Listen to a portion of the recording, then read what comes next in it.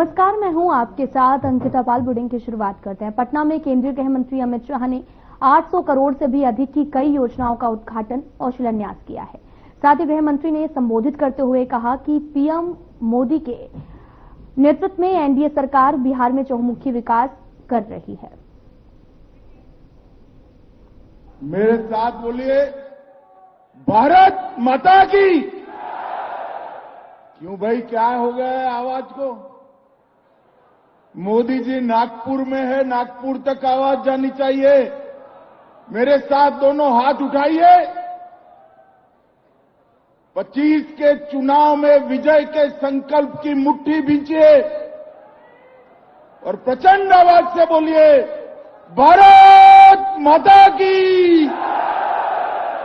वंदे वंदे।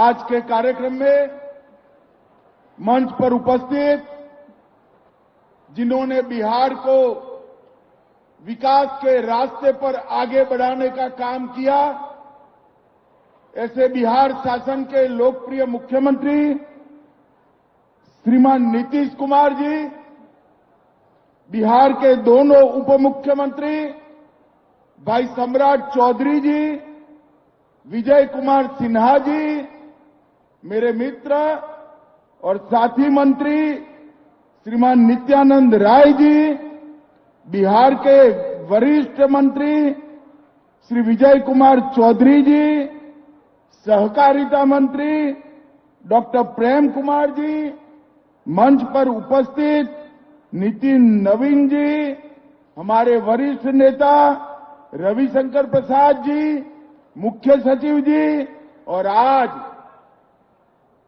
इस बापू सभागार में यहां और पास में भी 2 हॉल में खींचो खींच आए हुए सभी भाइयों बहनों को मेरा प्रणाम, नमस्कार। सबसे पहले इस कार्यक्रम के माध्यम से मैं पूरे देश भर के लोगों को हिंदू नववर्ष की बहुत बहुत शुभकामनाएं देता हूं। आज ही नवरात्रि का शुभारंभ हुआ है। मां शक्ति की ऊर्जा प्राप्त करने के ये 9 दिन सभी के लिए उपासना के दिन है। शक्ति उपासकों को मैं बहुत बहुत शुभकामनाएं देता हूं। आज मैं बिहार की इस ऐतिहासिक और महान भूमि पर आया हूं।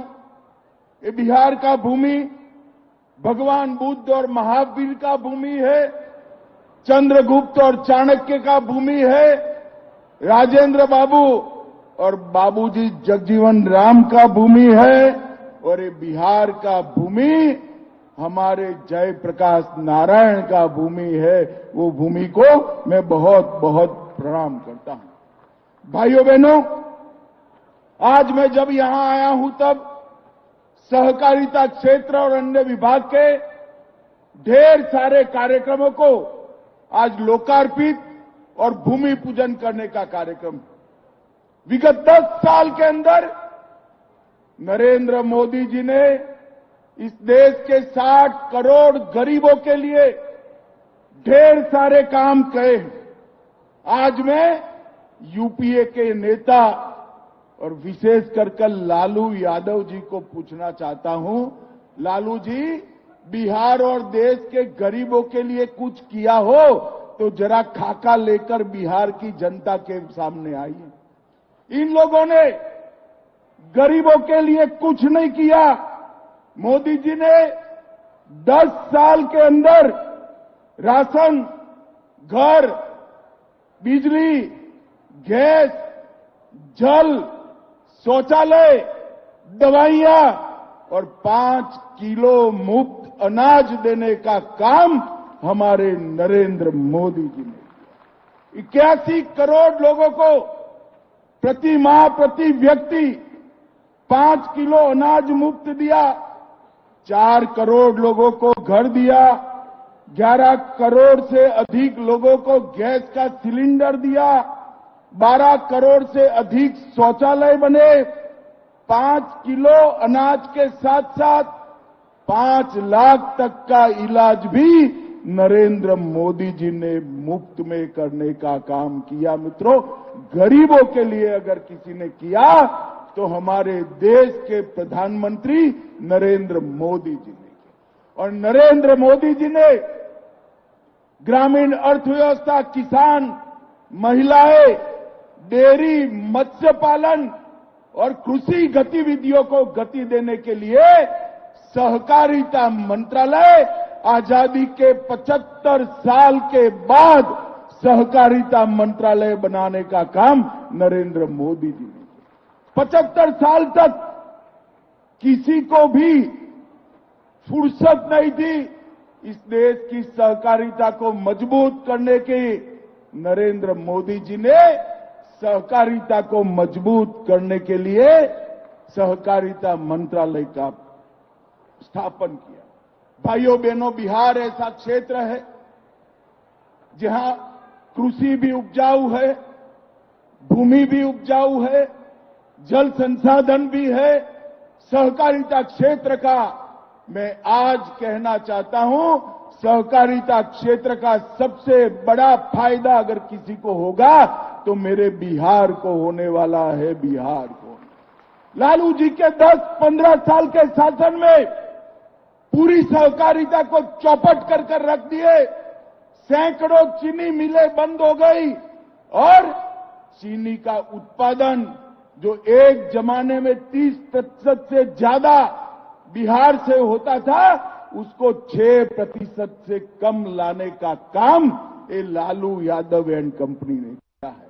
मैं आज इस कार्यक्रम के माध्यम से नीतीश जी और बिहार की जनता को कहने आया हूं, इस चुनाव में फिर से एनडीए का सरकार बना दीजिए। हम ढेर सारी चीनी मिलों को पुनर्जीवित करने का काम भारतीय जनता पार्टी की सरकार करेगी। भाइयों बहनों, हमने पैक्स को मजबूत करने के लिए ढेर सारे काम किए। मखाना केंद्र बनाया है। इसके साथ साथ मक्का संशोधन केंद्र को 1000 करोड़ की लागत से पुनर्जीवित कर मक्के की खेती करने वाले किसानों के लिए ढेर सारी योजना हम लाने वाले हैं। और किसानों का एक एक दाना मक्का आज भारत सरकार एमएसपी पर खरीद रही है। दलहन का एक एक दाना आज एमएसपी पर खरीदा जा रहा है और गेहूं और चावल भी एमएसपी पर खरीदने का काम हो गया है। बिहार आज देश में लीची, मशरूम और मखाना में नंबर 1 पर है, मक्के में दूसरे नंबर पर है, मसूर दाल और शहद में तीसरे नंबर पर है, मूंग और गन्ने में 5वें नंबर है और गेहूं और चावल में 6ठे नंबर। ये जितनी भी संभावनाएं पड़ी है बिहार में कृषि विकास और सहकारिता के विकास की, उसका 100% दोहन हम करेंगे और बंद पड़ी 30 मिलों को हम चीनी मिलों को चालू करने के लिए पूरी ऊर्जा लगा देंगे। भाइयों बहनों, दलहन और तिलहन के लिए भी हमने ढेर सारे काम किए हैं। आज यहां सभी पैक्स के अध्यक्ष आए हैं। पैक्स अब सस्ती दवाइयों के दुकान बन रहे हैं, पेट्रोल पंप चला रहे हैं, गैस की एजेंसी पैक्स को दी जा रही है, पैक्स का कंप्यूटराइजेशन हो गया है और पैक्स के माध्यम से पूरे बिहार में जिला बैंकों को मजबूत करने की योजना भी हम लेकर आए हैं। भाइयों बहनों, हमारे नीतीश जी ने ठीक ही किया। 90 से 2005 तक क्या किया लालू यादव की सरकार ने?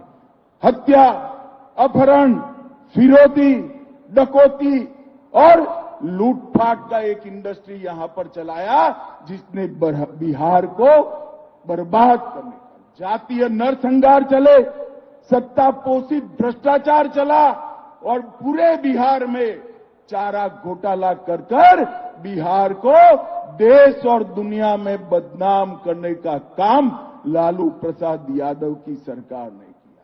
ये लालू रबड़ी की सरकार को बिहार के इतिहास में हमेशा के लिए जंगल राज के रूप में जाना जाएगा। ये आज पूरा देश और दुनिया जानता है। भाइयों बहनों, आज मैं कहना आया हूं, बड़े बड़े बिजनेस पलायन कर गए थे और नीतीश जी के 20 साल में हर गांव तक रोड पहुंचा है, हर गांव तक बिजली पहुंची है, हर घर तक नल से जल पहुंचा है और मोदी जी ने घर, शौचालय, पानी, दवाइयां, राशन ये सब देकर आज बिहार के गरीब को आगे बढ़ाने का काम किया है। भाइयों बहनों, बिहार में चुनाव आने वाला है। लालू जी के स्टेटमेंट में देखता रहता हूं, वो कहते हैं कि हमने बिहार के लिए क्या किया। मैं ज्यादा लंबी बात नहीं करना चाहता, यहां से गोपालगंज जाने वाला हूं, वहां पर डिटेल बताऊंगा, मगर आज मैं लालू जी के लिए एक प्रश्न छोड़कर जाता हूं। लालू जी, जब आप यूपीए में मंत्री थे, बिहार को केंद्र से कितना रुपया दिए जरा बता दीजिए। आप नहीं बताते हो, मैं बता देता हूं। बिहार को 2,80,000 करोड़, सिर्फ 2,80,000 करोड़ रुपया अब जब आपकी सरकार थी 10 साल में दिए, और मोदी जी के 10 साल हुए, 2,80,000 करोड़ के सामने 9,23,000 करोड़ रुपया बिहार को देने का काम हुआ। और भाइयों बहनों, 4 लाख करोड़ के सड़क और पुल, 1 लाख करोड़ के रेलवे के प्रोजेक्ट और 2,000 करोड़ के एयरपोर्ट के प्रोजेक्ट भी दिया। 8,000 करोड़ रुपए से 7 बड़े बड़े पुलों का निर्माण हो रहा है। 31,000 करोड़ से 5,000 किलोमीटर लंबी रेल लाइन लग रही है। पहली किसान रेल भी देश में हमारे बिहार से ही शुरू किया गया और 1 स्टेशन 1 प्रोडक्ट पर भी उस पर काम हो रहा है। शिक्षा में भी सीवर जनपद में केंद्रीय विद्यालय खोलने से बड़े बड़े इंस्टीट्यूशन लाए, मखाना बोर्ड बनाया, हमारा बरौनी का खाद का कारखाना शुरू किया। इसके साथ साथ लगभग 766 प्रोजेक्ट केंद्र की मदद से शुरू करने का काम भारतीय जनता पार्टी की सरकार ने। यूपीए की सरकार, लालू राबड़ी की सरकार जब जब बिहार में आई है, बिहार का अधपतन हुआ है, और जब जब एनडीए की सरकार चली है, बिहार का विकास हुआ है। ये हमारा 20 साल का ट्रैक रिकॉर्ड है। आज जंगल राज समाप्त हो चुका है। बिहार के लोगों को इस कार्यक्रम के माध्यम से मैं अपील करना चाहता हूं कि 2025 के चुनाव में मोदी जी और नीतीश जी के नेतृत्व में बिहार में फिर से एक बार एनडीए का सरकार बनाइए और भारत सरकार को मौका दीजिए बिहार का विकास करने का। हम वादा करते हैं कि जदयू और भाजपा मिलकर, हमारे साथी दल मिलकर हम बिहार को तेज गति से विकास के रास्ते पर आगे ले जाएंगे। और मुझे भरोसा है कि बिहार की जनता पूरे देश को राजनीतिक रास्ता दिखाती है। यहीं से बिहार का रास्ता प्रशस्त होगा और आने वाले दिनों में फिर से एक बार 2025 में प्रचंड बहुमत के साथ यहां पर एनडीए का सरकार बनेगा। मेरे साथ जरा जोर से हाथ उठाकर बोलिए, भारत माता की वंदे वंदे वंदे। आप सभी का बहुत बहुत धन्यवाद, प्रणाम। तो वहीं पीएम मोदी ने मन की बात की है और मन की बात का 120वां एपिसोड है। पीएम मोदी ने इस कार्यक्रम में कई महत्वपूर्ण संदेश दिए हैं। मेरे प्यारे देशवासियों, नमस्कार। आज बहुत पावन दिन पर मुझे आपसे मन की बात करने का अवसर मिला है। आज चैत्र माह के शुक्ल पक्ष की प्रतिपदा तिथि है। आज से चैत्र नवरात्र की शुरुआत हो रही है। आज से भारतीय नववर्ष का भी आरंभ हो रहा है। इस बार विक्रम संवत 2082 शुरू हो रहा है। इस समय मेरे सामने आपकी ढेर सारी चिट्ठियां रखी हुई है। कोई बिहार से है, कोई बंगाल से, कोई तमिलनाडु से है, कोई गुजरात से है। इनमें बड़े रोचक तरीके से लोगों ने अपने मन की बातें लिखकर भेजी है। कई सारी चिट्ठियों में शुभकामनाएं भी हैं, बधाई संदेश भी हैं, लेकिन आज मेरा मन करता है कुछ संदेशों को आपको सुनाऊं। सर्वारिगु युगादि हब्बद शुभाशय गडु। अगला संदेश है अंदरिकी उगादि शुभाकांक्षलु। अब एक और चिट्ठी में लिखा है संवसार पाडव्याची परबी। अगले संदेश में लिखा गया है गुड़ी पाड़वा निमित्त हार्दिक शुभेच्छा। हमारे एक साथी ने लिखा है एल्लावरक्कुम विशु आशम शगल। एक और संदेश है इनिये पुथांडु नल्लवाल थुक्कल। साथियों, आप ये तो समझ गए होंगे कि अलग अलग भाषाओं में भेजे गए संदेश हैं, लेकिन क्या आप इसकी वजह जानते हैं? यही तो वो खास बात है जो आज मुझे आपसे साझा करनी है। हमारे देश के अलग अलग राज्यों में आज और अगले कुछ दिनों में नववर्ष शुरू हो रहे हैं और ये सभी संदेश नववर्ष और विभिन्न पर्वों की बधाइयों के हैं। इसलिए मुझे अलग अलग भाषाओं में लोगों ने शुभकामनाएं भेजी हैं। साथियों, आज कर्नाटका में, आंध्र प्रदेश, तेलंगाना में उगादी का पर्व बहुत धूमधाम से मनाया जा रहा है। आज ही महाराष्ट्र में गुड़ी पड़वा मनाया जा रहा है। विविधता भरे हमारे देश में अलग अलग राज्यों में अगले कुछ दिन में असम में रोंगाली बिहू, बंगाल में पोइला बोईशाख, कश्मीर में नवरेह का उत्सव मनाया जाएगा।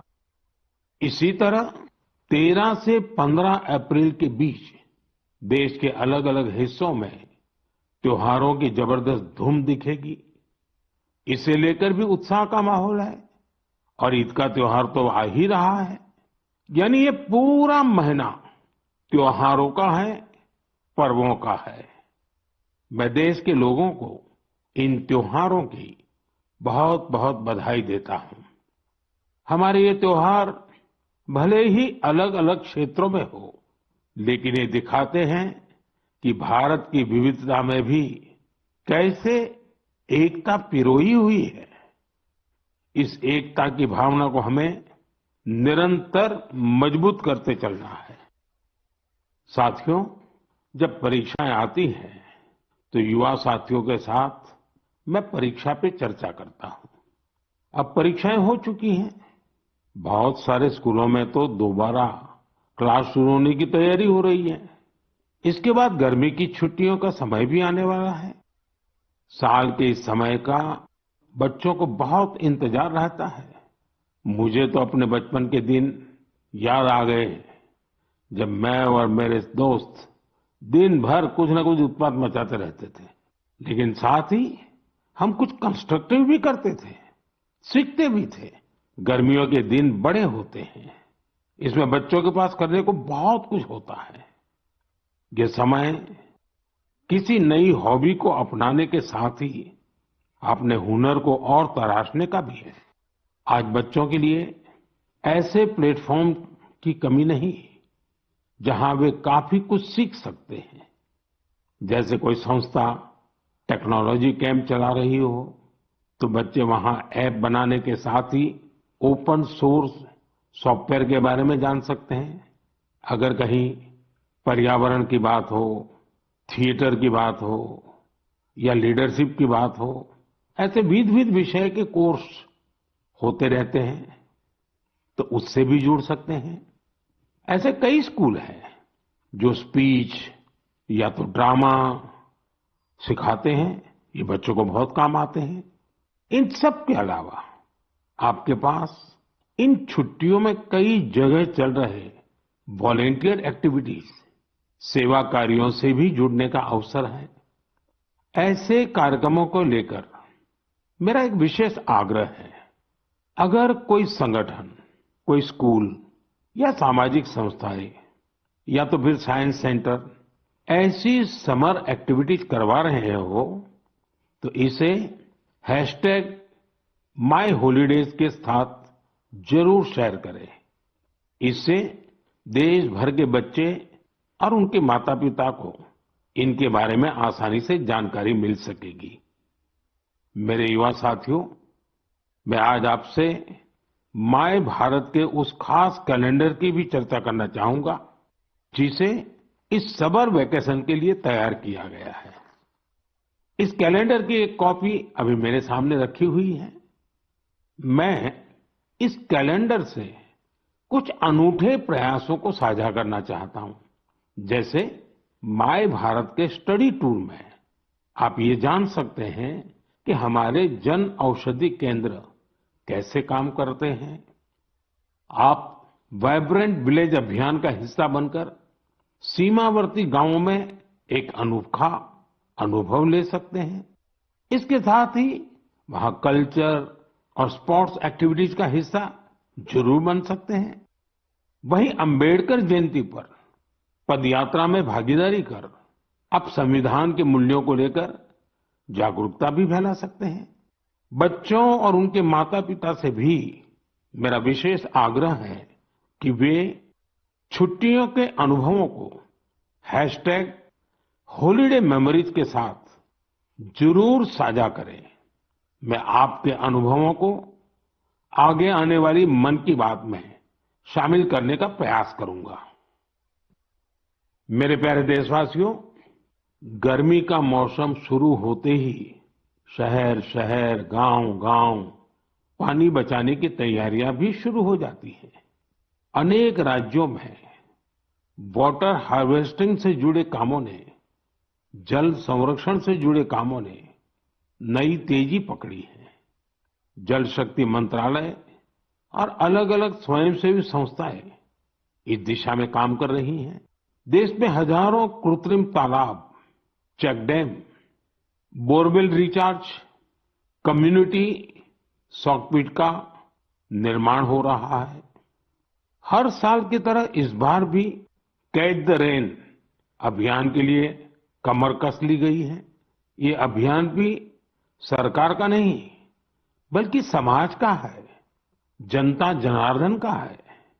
जल संरक्षण से ज्यादा लोगों को जोड़ने के लिए जल संचय जन भागीदारी अभियान भी चलाया जा रहा है।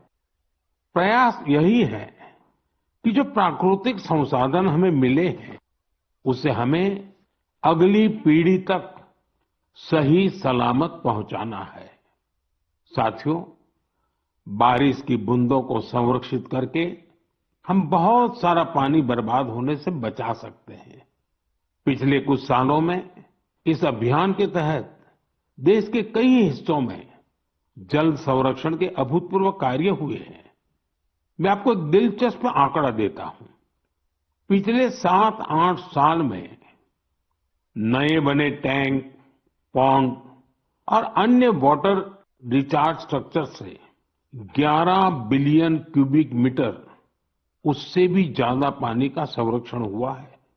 अब आप सोचेंगे कि 11 बिलियन क्यूबिक मीटर पानी कितना पानी होता है। साथियों, भाखड़ा नांगल बांध में जो पानी जमा होता है उसकी तस्वीरें तो आपने जरूर देखी होगी। ये पानी गोविंद सागर झील का निर्माण करता है। इस झील की लंबाई ही 90 किलोमीटर से ज्यादा है।